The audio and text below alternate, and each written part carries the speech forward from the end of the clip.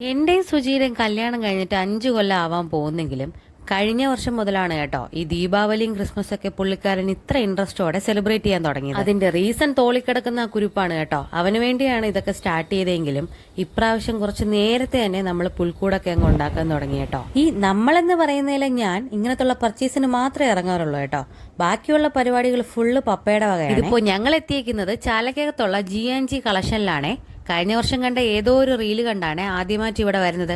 ഇപ്രാവശ്യവും first mind വന്ന ഈ shop ആയതുകൊണ്ട് നേരെ ഇങ്ങോട്ട് തന്നെ വെച്ചു പിടിച്ചു. ക്രിസ്മസ് ഡെക്കറേഷന് വേണ്ടിയുള്ള എല്ലാ സാധനങ്ങളും ഇവിടെ കിട്ടും കേട്ടോ. പക്ഷെ കുറച്ച് റേറ്റ് കൂടുതലാണെന്നുള്ള ഒരു പ്രശ്നം മാത്രമേ വരുന്നുള്ളൂ. ഞങ്ങൾ 2 ദിവസം മുമ്പേ വെട്ടുകാട് ചർച്ചിൽ പോകുന്ന സമയത്ത് നല്ലൊരു നേറ്റിവിറ്റി സെറ്റ് കണ്ടായിരുന്നു കേട്ടോ.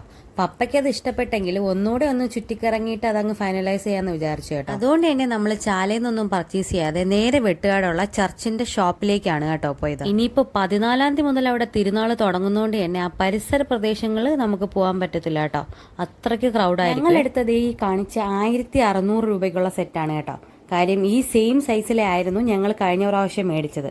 അപ്പോൾ ഇപ്രാവശ്യം നമ്മൾ ക്രിബിനകത്ത് വെക്കാൻ ആൾക്കാർ കുറവായത് കണ്ടുകൊണ്ടാണ് കേട്ടോ ഒരു പുതിയ സെറ്റ് കൂടെ മേടിക്കാന്ന് വെച്ചത്.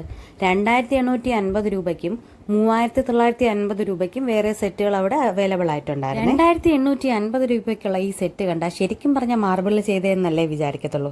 സത്യം പറഞ്ഞ ഇത് പ്ലാസ്റ്റിക് ചെയ്താണെന്ന് അത് എടുത്തപ്പോഴാണ് കേട്ടോ പിടിയിട്ട്.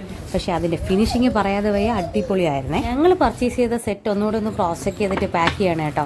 കാര്യം അവിടെ വെച്ച് എന്തെങ്കിലും ഡാമേജ് ഉണ്ടെങ്കിൽ നമുക്ക് മാറ്റിയെടുക്കാമല്ലോ. അങ്ങനെ ആ പരിപാടിയൊക്കെ കഴിഞ്ഞിറങ്ങിയപ്പോഴാണ് കേട്ടോ ധ്രുവിന് നല്ലൊരു സ്റ്റാർ വേണമെന്ന് പറഞ്ഞത്.